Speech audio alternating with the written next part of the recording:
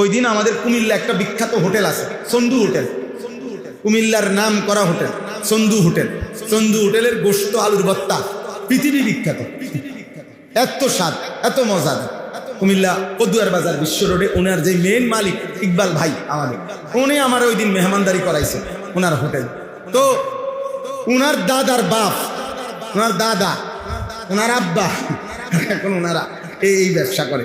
তো উনি জায়গায় জায়গায় খালে নদ পুকুরে বিভিন্ন জায়গায় ফ্রি ফোনা ফেলায়, ফোনা মাছের ফোনা আছে না, এটা ওনার একটা শখ। হাজার হাজার টাকার ফোনা ফেলে আর এ ফ্রি, মানে যেখানেই সুযোগ পায় মাছের ফোনা ফেলে দেয়, বুঝছেন? তা আমি বললাম আপনি এটা কেন করেন? এর কথা শুনে এ কি করে সাধারণ মানুষ, হুজুর আমি এটা চিন্তা করছি, এই যে আমি 1000 ফোনা ফেলাইলাম, এরপরে যে মাছটি হইল, যতভাবেই ধরুক মাছ, এটি মাছের একটা না একটা থাইকাই যাইবে, এটা আবার বাচ্চা দিব, আবার ডিম দিব। হ্যাঁ, আচ্ছা আমার এই সদকা জারিয়া কেউ বন্ধ করতে চিন্তা করছেন? মাছের ফোনা দিয়ে তার বুঝটা কি, যে একেবারে 1000 ফোনা আমি যা ফালাইছি পরে এটা কাঁচাইয়া 1000ই উড়াই লেতে পারিবে, এটা সম্ভব? একটা না দুটো থাকবে না, তো এটার থেকে আবার বাচ্চা হবে। তো তার মানে এই খাল এই পুকুর যতদিন আছে ওর সোয়াব আর কি নাই, বন্ধ। দেখো একজন সাধারণ মানুষ কেমন অসাধারণ ফিকির করছে, আল্লাহ তাআলা ওনার ফিকিরে বরকত দান। তো এই জন্য ছোট্ট কাজ হতে পারে তোমার বলার দ্বারা, সে হয়তো তোমার চাইতে বেশি নামাজি হবে, সেদিন তুমিও তার নামাজের সওয়াব পেয়ে যাবে। আমরা সওয়াবের অংশীদার হইতে অসুবিধা তো নাই, কথা বুঝেন? যে বেটা গাছ লাগায় গেছে ছোট্ট চারা, সে হয়তো আর বাইচা নাই, কিন্তু গাছের থেকে আজও শত শত মানুষ ফল খাইতেছে, অসুবিধা কি? উনি তো কবরে চলে গিয়েও সওয়াব পাইতেছে। যে খাল খাল কি করে দিছে, কাইটা দিছে, সে তো সওয়াব পাইতেছে। যে কালবাট করে দিছে সে তো সওয়াব পাইতেছে। যে একটা কল বয়া দিছে সে তো সওয়াব পাইতেছে। যে মসজিদে দান করে গেছে সে তো সওয়াব পাইতেছে, হয়তো কবরে চলে গেছে। আমাদের যে যুবক 24 ঘন্টা রাত্র দিন তার জন্য মাতলামি করতেছে, এই মাতালের খবর ওই মাতালে জানেন, ও চিনিও না। এখানে মারামারি করে 50 জন আহত হয়েছে বাংলাদেশে। কিছুদিন আগে 3-4 দিন আগে ব্রাজিল আর্জেন্টিনার সমর্থকদের মারামারিতে 50 জন আহত। হ্যাঁ হ্যাঁ, ফ্রি চিকিৎসা দিবে কেউ, কেউ আপনার ফ্রি দাঁতের চিকিৎসা দিবে, কেউ এটা দিবে। যাই হোক, আল্লাহ সবাইকে বুঝ দান, আল্লাহ সবাইকে কল্যাণ দান। প্রিয় ভাই, আল্লাহকে ভুলে গেলে, আখিরাতকে ভুলে গেলে, হালাল হারাম ভুলে গেলে, পাক নাফাক ভুলে গেলে, জায়েজ না জায়েজ ভুলে গেলে, এটাই কথা কোরআনে আল্লাহ বলছে, আমি আল্লাহর থেকে যে ছুটে যায়, খোদার কসম আল্লাহ বলছে, সে যে কোথায় হারিয়ে যায় আর কেউ যায়। আল্লাহ তাআলা কোরআনে তাকে ঝড়ো বাতাস, আমি অনেক সময় দেখছি, দেখবেন পলিথিন, ওর খোলা পলিথিন, বাতাস খুব জোরে, তো পলিথিন দেখবেন অনেক সময় মনে হয় যে এটা এরকম উড়ে, পলিথিনটা বাতাস একবার বাতাস এটা এদিকে যায়, আবার এইটারই বাতাস বাইরেইয়া এদিকে নিয়ে আসে। মানে পলিথিনের আর নিজস্ব ক্ষমতা থাকে না যে কোন দিকে যাবে, বাতাস তাকে যখন যেদিকে বাইরে এদিকে সে কি করে বাইরে খায়। অর্থাৎ আল্লাহ কোরআনে এটাই বলছে যে বেঈমান আমি আল্লাহ থেকে ছুটে গেল, খোদার কসম আল্লাহ বলে ঝড়ো বাতাস এবার তাকে এদিক থেকে সেদিক, সেদিক থেকে এদিক শুধু ঘুরাবেই, এই নাফরমানার কোথাও স্থির হইতে পারবে না যে তার ঠিকানা কোথায়, গন্তব্য কোথায়, যাবে কোথায়, থামবে কোথায়। আমি তো জানি আমার হালাল স্ত্রী আছে, অতএব আমি থামবো দিয়ে তার কাছে। আমি তো জানি আমার নির্দিষ্ট পরিমাণ টাকা হালাল আছে, আমি থামতে হবে এখানে। কিন্তু বেঈমান থামবে কোথায়? যে ছেলে যুবক আর উলঙ্গ নারী দেখে, নর্তকীর ছবি দেখে, এই জানোয়ার, এই মানুষরূপী হাইওয়ান কোন নারী দেখা কতক্ষণ দেখে থামবে, এর কোন নিশ্চয়তা আছে? ও কি জানে? ও জানে না। চোর থামবে কখন, সুদখোর থামবে কখন, ঘুষখোর থামবে কখন, হারাম নর্তকী থামবে কখন, জানে না। পাপী জানে না, পাপীর কোনো গন্তব্য থাকে না, নাফরমানের কোনো মঞ্জিল থাকে না, পাগলের কোনো ঠিকানা থাকে না, মাতালের কোনো ঠাই মিলে না। হ্যাঁ, তোমরা যারা মনে রাখো তোমরা মুসলমান, দুশ্মন তোমাদেরকে ঘুরে গেড়াইয়া একদিন তোমাদেরকে ফেলেই দিবে, টেনে নিবে না কোনোদিন। সুখের দুঃখের বিপদের কোনো মুহূর্তেই টেনে নিবে না। আজকে পর্যন্ত পৃথিবীতে এই পর্যন্ত ফিলিস্তিন সমস্যার কোনো সমাধান কোনো বেঈমান দেন, রোহিঙ্গা সমস্যার কোনো সমাধান করে না, কাশ্মীর সমস্যার সমাধান করে না। অথচ পৃথিবীর অসংখ্য ইহুদি খ্রিস্টানদের ছোট ছোট অঞ্চল আলাদা আলাদা করে দিচ্ছে, সুদান আলাদা করে দিচ্ছে, ভিয়েতনাম আলাদা করে দিচ্ছে, কত কিছু আলাদা করে দিচ্ছে। যেখানে এই খ্রিস্টান কোন অঞ্চলের কিছু মানুষ বিদ্রোহ করছে, ওদের একটা সমাধান করে দিচ্ছে। মুসলমানের সমাধান হয়, মুসলমানের সমাধান হয়। আমরা মুসলমান, পরিচয় লুকাইয়াও পারতেন না, চুল দিয়া চেহারা দিয়া প্যান্ট হাফ প্যান্ট পইরা খারাইয়া মুততেও আপনি পরিচয় লুকাইতে পারতেন না কেউ। ছেলেদেরকে বলি আপনার, কারণ তোমার অজান্তেই তোমার জন্ম নিবন্ধন সনদে ওরা জানিয়ে নিছে তোমার ধর্ম নিছে। ওরা এটা কি করে রাখছে? এটা অনলাইনে আছে না, সমস্ত প্রতিটা তথ্য আমাদের কোথায় আছে? অনলাইনে আছে। প্রত্যেক পাসপোর্টে আমার তথ্য আছে, আমি ধর্ম ইসলাম। আমার জন্ম নিবন্ধন সনদে, আমার টিকা কার্ডে লেখা আছে আমার ধর্ম ইসলাম। তাহলে আর এগুলো সব অনলাইনে আছে। আর অনলাইন মানে সারা পৃথিবী ঘুরতেছে, এটা সারা পৃথিবী ব্যাপী। অতএব কেউ লুকাইবার আর সুযোগ নাই যে আমি মুসলমান না, এই কথা বলার কোনো সুযোগ নাই, লুকাইবার সিস্টেম নাই। অতএব সমাধান এটাই, যেহেতু আমি লুকাইবার উপায় নাই, তাহলে আমি আমার ধর্ম মাই না, প্রয়োজনে মরে যাই। আমি আমার আল্লাহকে মাই না, প্রয়োজনে আমি মরে যাই, অসুবিধা কি? আমার সমস্যা কি? ফালাস্তু উবালি হিনা উকতালু মুসলিমান আলা আইয়ি শিক্কিন কানা লিল্লাহি মাসরাই। নবীজির সাহাবী খুবাইব ইবনে আদি একজন সাহাবী, মক্কার কাফেররা ওনাকে ফাঁসিতে ঝুলাইছিল। ফাঁসিতে ঝুলাইবার পূর্ব মুহূর্তে মক্কার নেতা আবু সুফিয়ান ওনাকে জিজ্ঞেস করছিলেন, হে মুহাম্মদের সাহাবী খুবাইব, মৃত্যুর পূর্বে ফাঁসির মুহূর্তে তোমার শেষ তামান্না কি, শেষ ইচ্ছা কি? উনি বলছে শেষবারের মতো 2 রাকাত নামাজ পড়তে চাই। তো ওনার রশি খুলে দিছে, উনি 2 রাকাত নামাজ পড়ছে, 2 হাত করে আল্লাহর কাছে মুনাজাত করছে, আয় আল্লাহ, আজ আমার আর কোনো পরোয়া নাই, আমি আপনার আনুগত্য দিয়ে মরতেছি, আপনার সেজদা দিছি, মানে ফালাস্তু উবালি, এখন আর আমি কোনো পরোয়া করি না। হিনা উকতালু মুসলিমান, যখন আমি শহীদ হতে যাচ্ছি, আত্মসমর্পণ ইসলাম অবস্থায় আপনার আনুগত্য। আলা আইয়ি শিক্কিন কানা লিল্লাহি মাসরাই, এবার দুশমন আমারে টাইনা সিরা ফাইরাও যদি ফেলে, যেখানে মন চায়, আমার কোনো অসুবিধা নাই, আমি আপনাকে সেজদা দিচ্ছি। মানে ওখানে আছে একটা কথা যে ওনারে বলছিল মক্কার কাফেররা যে তোকে মাইরা ফাঁসি দিয়া তোর শরীরের চামড়া ছিলা টুকরা টুকরা করে ফেলাই দেব। তিনি ওই কথার জবাবে এই কথাটা বলছে যে আমি যেহেতু আল্লাহ আপনাকে সেজদা দিছি, আলা আইয়ি শিক্কিন কানা লিল্লাহি মাসরাই, এবার যেদিকেই যা ইচ্ছে আমার লাশকে নিয়ে করা হোক, ছিঁড়া ফেলুক, টুকরা করে ফেলুক, আমার পশ্চিম দিক হোক, পূর্ব দিকে হোক, উত্তর দিকে হোক, দক্ষিণ দিকে হোক, যেখানেই ছুঁড়ে মারুক, কোনো অসুবিধা নাই মাওলা, আমি তো আপনাকে সেজদা দিয়ে মরছি। এরপরে তিনি বলছেন, হাদিসে আছে, হযরত খুবাইব আর দ্বিতীয় আরেকটা দোয়া করছে, আল্লাহ আপনার কাছে আমার তামান্না, আমি আমার নবীর ভালোবাসা নিয়ে আল্লাহর দ্বীনের জন্য মরতে যাচ্ছি, শহীদ হচ্ছি। আমি এখন মক্কায়, নবী তখন মদিনায়, আল্লাহ নবী সাল্লাল্লাহু আলাইহি ওয়াসাল্লাম তখন মদিনায় ছিলেন, হিজরতের পরের ঘটনা এটা। পরে উনি বলছে আমার একটাই তামান্না, এখান থেকে আমার এই হত্যা, আমার যে ফাঁসি দিচ্ছে, এই পুরা দৃশ্যটা আল্লাহ আপনার কুদরতে আপনি আপনার বন্ধুকে মদিনায় বৈশা আমার নবীকে দেখাইবার ব্যবস্থা করে রাখেন, উনি যেন দেখেন। এটা কি সব কিতাবে আছে। আল্লাহ নবী মদিনায় মসজিদে নববীতে বসে বসে তখন নবী সাল্লাল্লাহু আলাইহি ওয়াসাল্লামের চোখ মুবারক কাঁদতেছিলেন। সাহাবারা জিজ্ঞেস করছেন, ইয়া রাসূলুল্লাহ আপনি কাঁদতেছেন কেন? আল্লাহ নবী বলেন, সাহাবারা আমার খুবাইবকে ফাঁসি দিচ্ছে, আমার খুবাইবকে ফাঁসি দিচ্ছে। ফাঁসি দেওয়ার পরে মক্কার কাফেররা ওনার লাশ ঝুলাইয়া রাখছে, গাছের মধ্যে টাঙ্গা দিয়ে রাখছে, এবং পাহারাদার নিয়ম দিছে যে কেউ যেন লাশ নামাইতে না পারে, এখানেই পচে পড়ে থাকবে। আল্লাহ নবী তখন মদিনায় চোখের পানি মুছতে মুছতে সাহাবাদেরকে বলছে, সাহাবারা এমন কেউ আছো কিনা হিম্মতওয়ালা, আমার খুবাইবের লাশ নামাইয়া মদিনায় আনবা।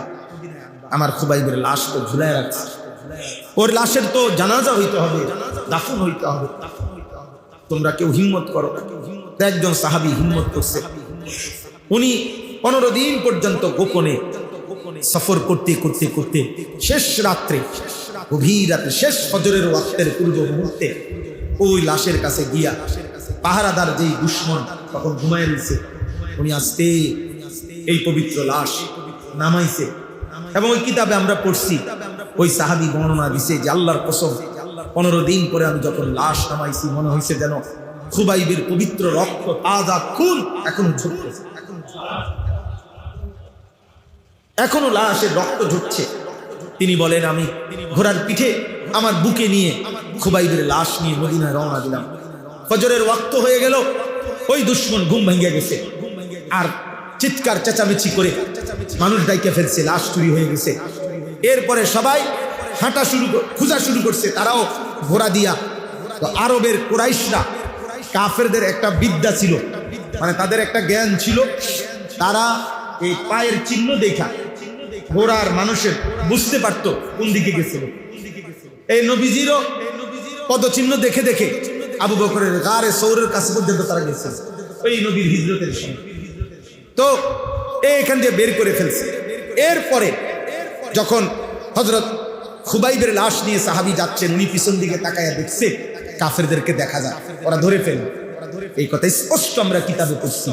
এই সাহাবী যখন চূড়ান্ত বুঝছে যে আর উনি এই লাশের হেফাজত করতে পারবে না, কারণ ওরা ধরে ফেলবে আর কিছুক্ষণের মধ্যে, তখন তিনি আবার আল্লাহর কাছে এইবার এই সাহাবী 2 হাত তুলে বলছে, আল্লাহ আপনার বন্ধুর আমানত আমি নিছিলাম, আল্লাহ আমি আপনার কাছে রাখলাম, আপনার দোস্তের আমানত আপনি হেফাজত করেন। এরপরে ওই সাহাবী ঘোড়ার থেকে নেমে এই সাহাবীর পবিত্র লাশ মাটিতে রাখছে, আল্লাহর কুদরতে মাটি ফাঁক হয়ে সাহাবী। এই জন্য এই সাহাবীকে বলা হয় মালিকুল আরদ, যেই সাহাবীকে মাটি নিজে গ্রহণ করে। খুবাই, হ্যাঁ পুরো ঘটনাটা বললাম আর কি। এজন্য প্রিয় ভাই, আল্লাহকে মানো, আল্লাহকে মানো, আল্লাহকে মানো, আল্লাহকে মানো, আল্লাহকে মানো, আল্লাহকে মানো, দিন মানো, সেজদা করো, পৃথিবীতে সম্মানের প্রিয় পাত্র হয়েই থাকো। আল্লাহকে ছেড়ে নিজ ঘরের মানুষের কাছেও কোনোদিন স্মরণীয় হবে না।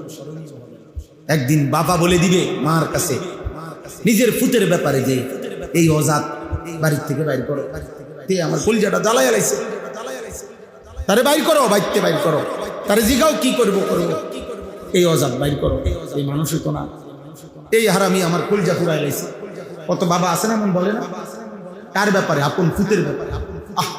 হায় হায় রে বদনসিব, তোর বাপ তোর প্রতি ভরসা হারায় ফেলছে, তোর মা এখন দমে দমে চিন্তা করতেছে কেমনে তারে বাইর করুন, বিদায় আফদ সরাও। এরপরে আর কি থাকে জীবনে? যে সন্তান তার বাবার কাছেও অপছন্দ হয়ে যায়, মার কাছেও, এই নাফরমানের জীবনে আর কি আছে? মোবাইলের নর্তকীও তো নাই, মোবাইলের নর্তকী পাইব কই? ওই নর্তকী কি তার জন্য সাজছে না, তো টাকার জন্য। আল্লাহ আমাদেরকে হেফাজত করেন, আল্লাহ আমাদেরকে মাফ করে দেন। এই সূরার 5টা আয়াত আমি তেলাওয়াত করেছি, এবার তর্জমাটা বলি, তাইলে আমার কথা শেষ। আমাদের জীবনের একটা স্বপ্ন, বাবাদেরকে বলি, আপনাদেরকে বলি, জীবনের লম্বা সময় হয়ে গেছে, হায়াতও লম্বা সময় হয়ে গেছে। আমি আজকেও শিহাবের কাছে বলতেছিলাম, আমার 45 বছর, দেখতে দেখতে 45 বছর বয়স। এই সেদিন মনে হয় যে যেদিন আমি আসছি, বন্যা ছিল 2004 সালে, তো 22 বছর হয়ে গেছে কর্মজীবনের বয়স। তাহলে এই হায়াত শেষ।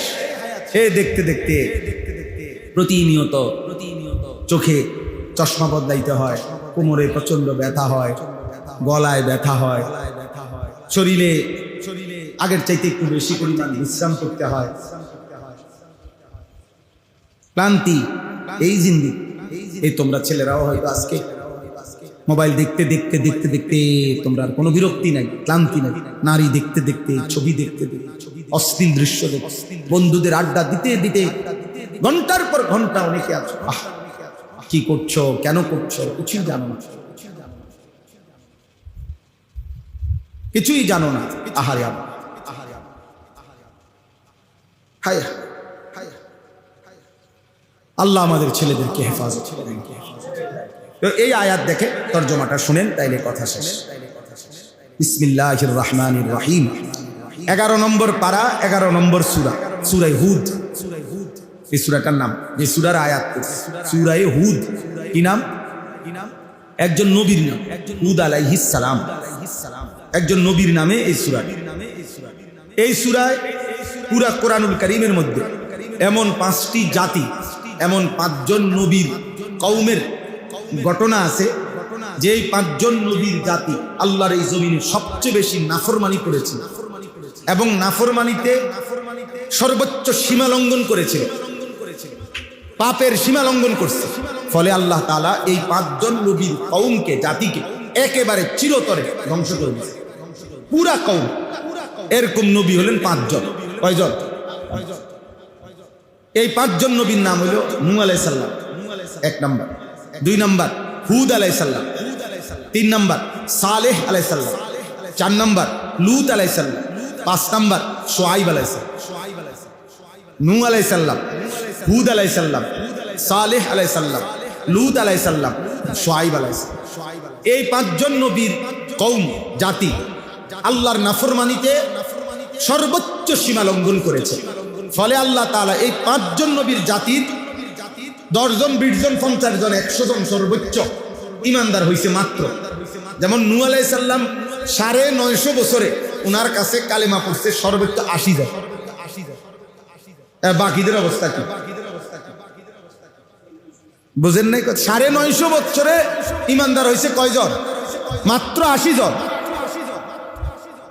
তাইলে বাকি নাফরমানি করছে বেশি, সীমা লঙ্ঘন করছে বেশি।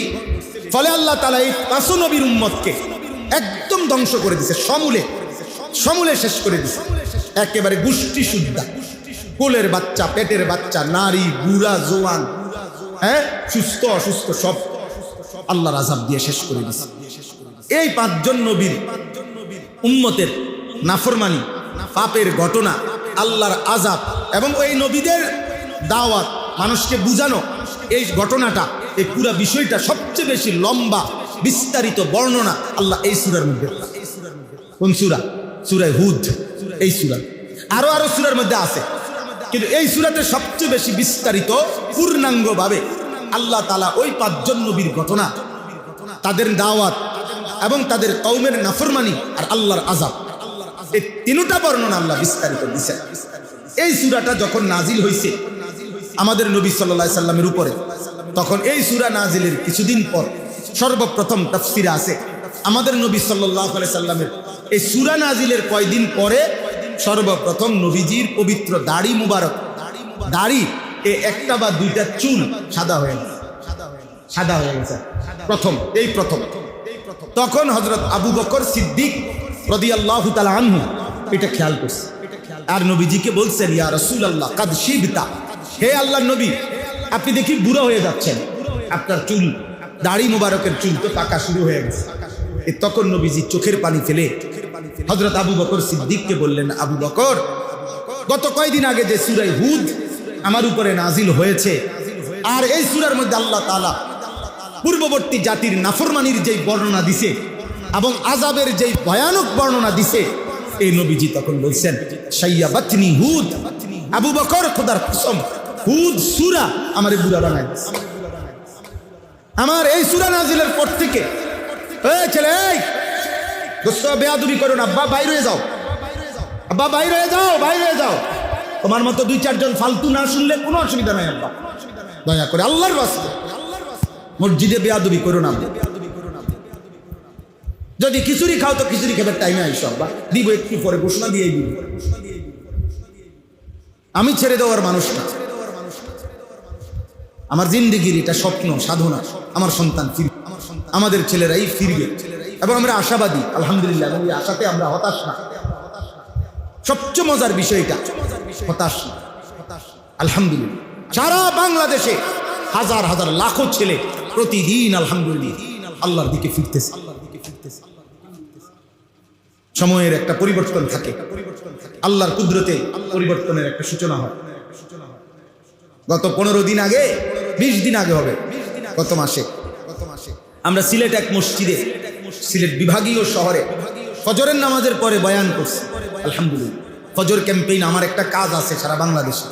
আমি ফজর ক্যাম্পেইনের কাজ করি, অর্থাৎ ফজরের নামাজে মুসল্লি বৃদ্ধির চেষ্টা করি জায়গায় জায়গায়। এটা নিয়ে আমি আলাদা সময় দিই যুবকদেরকে।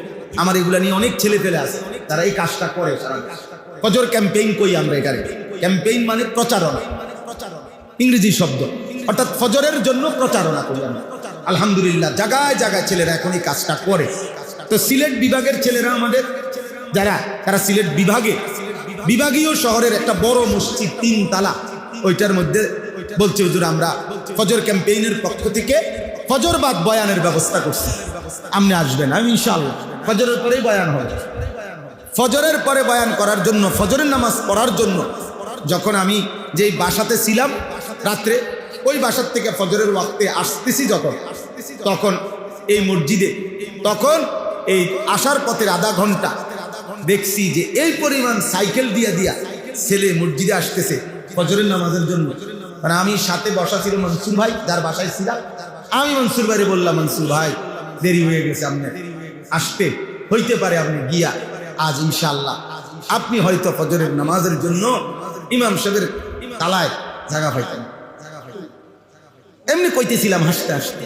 এবার আমি বললাম, মনসুর ভাই আমার স্বপ্ন এটা, একদিন এমন হবে জুমার নামাজের জন্য যেমন মুসল্লি গেটে দাঁড়ায় থাকে, ইনশাআল্লাহ একদিন ফজরের নামাজের জন্য মুসল্লি এরকম দাঁড়ায় ফেলবে।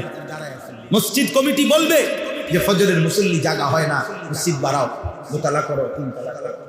ঠিক কইতেছি, গাড়ি থামছে মসজিদ বরাবর, মুয়াজ্জিন বলতেছে, হুজুর যেই তালা ইমাম সাহেব দাঁড়ায় 2 তালায়, এনে একজন মানুষ দাঁড়ায় বরাবর। 3 তালা মসজিদ একটি বিভাগীয় শহরে, এটা কোনো ছোটখাটো মসজিদ না, পুরো মসজিদ কানায় কানায়। আমি বক্তার সফলতা বলতেছি না, নাউজুবিল্লাহ, খুদার কসম। আপনারা আমি বক্তা কত বড় এটা বুঝাইতেছি না, আল্লাহর কসম না, আমি বুঝাইতেছি আল্লাহর দিকে মানুষ শুনতেছে, আল্লাহর দিকে।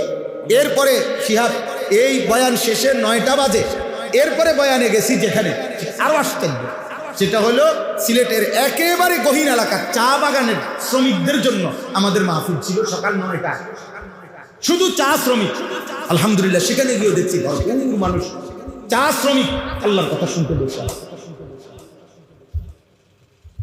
তার মানে বলার উদ্দেশ্য হলো, আলহামদুলিল্লাহ, বাংলাদেশে তোমরা শুনো ছেলেরা, ঢাকা শহরে কামরাঙ্গীর চরে হিজড়াদের জন্য, হিজড়া এই 3য় লিঙ্গের মানুষ যারা, তাদের জন্য নিয়মতান্ত্রিক মাদ্রাসা চালু হয়েছে এবং ইতিমধ্যে হিজড়া মহিলা, হিজড়ারা 3 খতম 4 খতম সহিহ শুদ্ধ কোরআন খতম করে ফেলছে। আমি নিজ হাতে কুমিল্লা চান্দিনা মাদাইয়ার মাঝামাঝি একটা জায়গায়, এখানে বেদে সম্প্রদায় থাকে, আমি নিজের হাতে আজ থেকে 5-7 বছর, আরো বেশি 8-10 বছর আগে ওদের মাহফিল চালু করছিলাম 2000 টাকা চাঁদা দিয়া। আমি নিজে আলহামদুলিল্লাহ ওই মানুষের বাদ্যা, এই বাদ্যার ঘরে আল্লাহর কসমে কোরআন হাতে বলতেছি, আমি নিজে বাদ্যার 4টা ফুট নিজের হাতে হাফেজে কোরআন পাগড়ি মাথায় দেওয়াইছি। বাদ্যার ফুট হাফেজে কোরআন। বাদ্যা বোঝেন না, নৌকার থাকে যারা, জি জি, এটা সময়ের পরিবর্তন, এটা মালিকের ফয়সালা, বুঝো না? বৃষ্টি যখন আসে তার আগে ঠান্ডা বাতাস বইতে থাকে, বৃষ্টির আগের বাতাস বইলেই যেই কোনো বুদ্ধিমান মানুষ বুঝে যে এই বাতাসটার ঠান্ডাটাই আলাদা, সে বুঝে বৃষ্টি আসতেছে, ইমানের বিজয় আসতেছে, আলহামদুলিল্লাহ, ইসলামের বিজয় আসতেছে সারা পৃথিবী। তখন সেদিন ইনশাআল্লাহ হয় মাহদির পক্ষে যাবে, নয় দাজ্জালের পক্ষে। ইমান আমলওয়ালা হইলে ইনশাআল্লাহ মাহদিকে পাইবা, ইমান আমলওয়ালা না হইলে বেঈমান দাজ্জালের পক্ষে চলে যাবে। খালাস। আল্লাহ তোমাদের সবাইকে কবুল করে, আল্লাহ তোমাদের সবাইকে কবুল করে। চলেন তর্জমাটুকু শুনেন। আল্লাহ তাআলা বলেন, তো বলতেছিলাম নবীজি বলছেন, শাইয়াবাতনি হুদ, আবু বকর সূরা হুদ আমারে বুড়া বানায় ফেলছে। কেন? অর্থাৎ হলো আমার উম্মত যদি এই গুনাহগুলো আবারও তারাও করে, আহা আমার আল্লাহর আযাব যদি আমার উম্মতের উপরে আসে তাদের কি হবে? উম্মতের পেরেশানি আমার বুড়া বানায়। নবী সাল্লাল্লাহু আলাইহি সাল্লাম বুড়া হয়ে গেছে, বলতেছে আমার বুড়া বানায় গেছে, আমার উম্মতের টেনশন। এই পাপ, তাদের মৌলিক পাপ ছিল তিনটা। এক নাম্বার হলো তাওহীদের খেলাফ, শিরিক। দুই নাম্বার উপার্জনের মধ্যে হারাম। তিন নাম্বার যৌন চাহিদার মধ্যে হারাম। বুঝছেন হিসাবটা? একসাথ করলে পাঁচটা জাতির পাপ সব দিয়ে একসাথ করলে খোলাসা দাঁড়াবে। অর্থাৎ লজ্জাস্থানের চাহিদায় মাতাল এই যত লোক নারী দেখে, ছবি দেখে, নাটক দেখে, সিনেমা দেখে, মোবাইলে অশ্লীল দৃশ্য দেখে, উলঙ্গ নাচ গান দেখে, রাতভর জোয়ান কোন বুড়া কোন সাদওয়ানের কোন মোবাইলওয়ালা কোন, যে তার মেইন পাপটা কি? তার লজ্জাস্থানের চাহিদা, আর সেটা সে হারাম ভাবে পূরণ করতে চাচ্ছে। বুঝলেন? আর যত আরেক দিকের অনেক মানুষ উপার্জন করছে হারাম, সুদ, ঘুষ, কিস্তি, লোন, চুরি, ডাকাতি, ছিনতাই, রাহাজানি, জনগণের সম্পদ লুণ্ঠন, অবৈধ উপার্জন, ওজনে কম দেওয়া, যত রকমের বাটপারি কইরা পয়সা, হারাম উপার্জন। আর অসংখ্য মানুষ বেঈমান, কাফের, মুশরিক, শিরকে লিপ্ত। আল্লাহ আমাদেরকে হেফাজত করে, আল্লাহ আমাদেরকে হেফাজত করে। আল্লাহ কোরআনে একটা চমৎকার ওয়াদা দিছে, আল্লাহর নবীরে একটা সুন্দর কথা বলে দিছে। বন্ধু, দুইটা জিনিস আপনারে বলে রাখি, আমি টেনশন করেন এত কাঁদেন না। একটা হলো আপনার উম্মতের মধ্যে ইস্তেগফার থাকলে আমি আল্লাহ কইলাম চূড়ান্ত আযাব দিয়ে ধ্বংস করতে। ওরে কইেন দেখে আল্লাহ। আর দুই নাম্বার হলো সুবহানাল্লাহ, দুই নাম্বার হলো ইসলাহের চেষ্টা যদি থাকে, ইসলাহ যদি চলমান থাকে, বাবা ছেলেকে বলতেছে, স্বামী স্ত্রীকে বলতেছে, ইমাম মুসল্লি করে বলতেছে, সমাজের মুরব্বীরা ফলাফানিরে বলতেছে, মানে একজন আরেকজনকে ইসলাহ করতে চেষ্টা করতেছে, এইটা যদি চালু থাকে আমি আযাব দিয়ে ধ্বংস করব। সুবহানাল্লাহ। ওমা কানা আল্লাহু মুআযযিবাহুম ওয়া হুম ইস্তাগফিরুন। আরেকটা হলো ওমা কানা রাব্বুকা লিয়াহলিকাল কুরা বিযুলমিন লিয়ুহলিকাল কুরা বিযুলমিন ওয়া হুম মুসলিহুন। এইজন্য এই বলা বলে অনকি সিজন নি বৃষ্টি, বৃষ্টি বা অনকি ওয়াজের সিজন নি না, অন হুদা ভাত খানার সিজন, ঠিক না? অন হইলো বনার চা খানার সিজন। বুঝেন নাই? ওয়াজের ব্যাপার, আল্লাহর কথা বলার ক্ষেত্রে মন্তব্য হইল কি অনকি ওয়াজের সিজন নি না, অন হলো শুধু খানার সিজন, খানার সিজন। আমি আমার মাদ্রাসার ছাত্ররা বলতেছে গরম, আমি ছাত্র করে বয়ানে বলতেছি বেটা গরম যে আল্লাহর বরকত, তুমি এটা বুঝুন। মানে আম পাকে গরমে, জাম পাকে গরমে, তাল পাকে গরমে, কাঁঠাল পাকে গরমে, লিচু পাকে গরমে, সমস্ত মৌসুমি ফল পাকে কিসে? গরমে। তাহলে গরম যদি বরকত না হয় তো এই ফলগুলো কেমনে মিলতো? এবার ছেলেরা মাথা না, ঠিকই তো। তাইলে এই জন্য বললাম আল্লাহর কথা বলার কোনো সিজন নাই, প্রতিদিনই আল্লাহর কথা, প্রতি রাতেই কার কথা? আল্লাহ। আল্লাহ আমাদেরকে তৌফিক দান করেন, আল্লাহ আমাদেরকে কবুল করে নেন। তোমরা ফিরতে শেখো, তোমরাও এই এলাকায় যারা ছেলে আসো নিজেদের মধ্যে ফজর ক্যাম্পেইনের কাজ করো। অর্থাৎ একজন বন্ধু সিদ্ধান্ত নাও তুমি ফজরের নামাজ মসজিদের জামাতে পড়বা, আর তুমি একজন বন্ধুকে ফজরের নামাজের জন্য ডাকবা। এই দূরে কাজ। তোমরা দুইজন আবার ভাবলে আরো দুইজন বাড়বে, আরো দুইজন বাড়লে চারজন বাড়বে, এমনি এমনি বাড়বে, একজন আরেকজনকে ডাকবে, একজন আরেকজনকে ডাকবে। এইটাই আমাদের কাজ, আমরা এটা ফিকির করি। এতে করে ইনশাআল্লাহ মুসল্লি বাড়বে, ইমাম মাহদির সৈনিক বাড়বে ইনশাআল্লাহ। যেদিন আসবে তিনি আসবে, কিন্তু আমরা সওয়াবের অংশীদার হইতে অসুবিধা তো নাই। কথা বুঝেন? যে বেটা গাছ লাগায় গেছে ছোট্ট চারা, সে হয়তো আর বাইচা নাই, কিন্তু গাছের থেকে আজও শত শত মানুষ ফল খাইতেছে, অসুবিধা কি? উনি তো কবরে চলে গিয়েও সওয়াব পাইতেছে। যে খাল কি করে দিছে, কাইটা দিছে, সে তো সওয়াব পাইতেছে। যে কালবাট করে দিছে সে তো সওয়াব পাইতেছে। যে একটা কল বয়ে দিছে সে তো সওয়াব পাইতেছে। যে মসজিদে দান করে গেছে সে তো সওয়াব পাইতেছে, হয়তো কবরে চলে গেছে। ওই দিন আমাদের কুমিল্লা একটা বিখ্যাত হোটেল আছে, সন্ধু হোটেল, কুমিল্লার নাম করা হোটেল সন্ধু হোটেল। সন্ধু হোটেলের গোশত আলুর ভর্তা পৃথিবী বিখ্যাত, এত স্বাদ, এত মজাদার। কুমিল্লা পদুয়ার বাজার বিশ্ব রোডে ওনার যে মেন মালিক ইকবাল ভাই আমাদের, উনি আমার ওই দিন মেহমানদারি করাইছে ওনার হোটেল।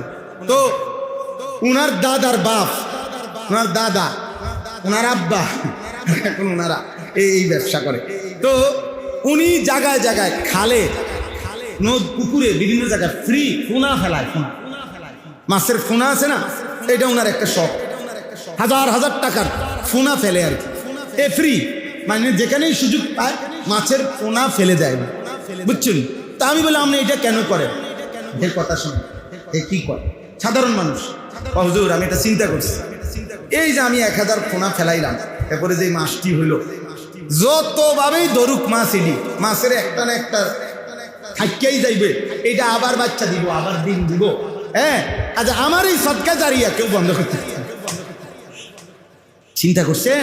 মাছের ফোনা দিয়ে তার বুঝটা কি যে একেবারে 1000 ফোনা আমি যা ফালাইছি, পরে এটা কাঁচাইয়া 1000ই উড়াই লেতে পারিবে, এটা সম্ভব? একটা না দুটো থাকবে না, তো এটার থেকে আবার বাচ্চা হবে। তো তার মানে এই খাল, এই পুকুর যতদিন আছে ওর সোয়াব আর কি নাই, বন্ধ। দেখো একজন সাধারণ মানুষ কেমন অসাধারণ ফিকির করছে, আল্লাহ তাআলা ওনার ফিকিরে বরকত দান। তো এই জন্য ছোট্ট কাজ হতে পারে তোমার বলার দ্বারা, সে হয়তো তোমার চাইতে বেশি নামাজি হবে, সেদিন তুমিও তার নামাজের সওয়াব পেয়ে যাবে। আল্লাহ তাআলা আমাদের সবাইকে তৌফিক দান করেন।